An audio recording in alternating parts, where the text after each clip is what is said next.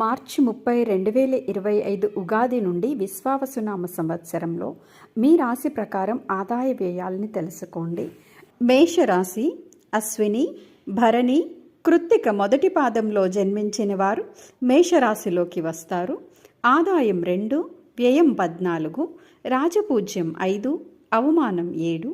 వృషభ రాశి కృత్తిక 2, 3, 4 పాదాలు, రోహిణి, మృగశిర మొదటి 2 పాదాలు, ఆదాయం 11, వ్యయం 5, రాజపూజ్యం 1, అవమానం 3. మిథున రాశి మృగశిర 3, 4 పాదాలు, ఆరుద్ర, పునర్వసు మొదటి 3 పాదాల్లో జన్మించిన వారు ఆదాయం 14, వ్యయం 2, రాజపూజ్యం 4, అవమానం 3. కర్కాటక రాశి పునర్వసు ఆఖరి పాదం, పుష్యమి, ఆశ్లేష నక్షత్రాల్లో జన్మించిన వారు ఆదాయం 8, వ్యయం 2, రాజపూజ్యం 7, అవమానం 3. సింహరాశి మఖ, పుబ్బ, ఉత్తర మొదటి పాదంలో జన్మించిన వారు ఆదాయం 11, వ్యయం 11, రాజపూజ్యం 3, అవమానం 6. కన్యారాశి ఉత్తర 2, 3, 4 పాదాలు, హస్త, చిత్త మొదటి 2 పాదాల్లో జన్మించిన వారు ఆదాయం 14, వ్యయం 2, రాజపూజ్యం 6, అవమానం 6. తులారాశి చిత్త 3, 4 పాదాలు, స్వాతి, విశాఖ మొదటి 3 పాదాలు, ఆదాయం 11, వ్యయం 5, రాజపూజ్యం 2, అవమానం 2.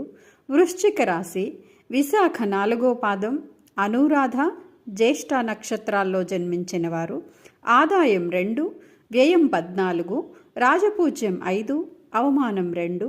ధనుస్సు రాశి మూల, పూర్వాషాఢ, ఉత్తరాషాఢ మొదటి పాదంలో జన్మించిన వారు ఆదాయం 5, వ్యయం 5, రాజపూజ్యం 1, అవమానం 5.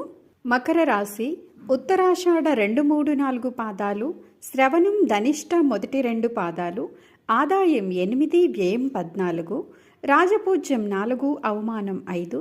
కుంభరాశి ధనిష్ట 3, 4 పాదాలు, శతభిషం, పూర్వాభాద్ర మొదటి 3 పాదాలు, ఆదాయం 8, వ్యయం 14, రాజపూజ్యం 7, అవమానం 5. మీనరాశి పూర్వాభాద్ర 4వ పాదం, ఉత్తరాభాద్ర, రేవతి నక్షత్రాలు, ఆదాయం 5, వ్యయం 5, రాజపూజ్యం 3, అవమానం 1. ఆదాయం అంటే మీ సంపాదన, వ్యయం అంటే మీరు చేసే ఖర్చు, రాజపూజ్యం అంటే మీరు పొందే గౌరవం, అవమానం అంటే మీకు తెలుసు. దేని సంఖ్య ఎక్కువ ఉంటే ఆ ఫలితం ఎక్కువగా ఉంటుంది.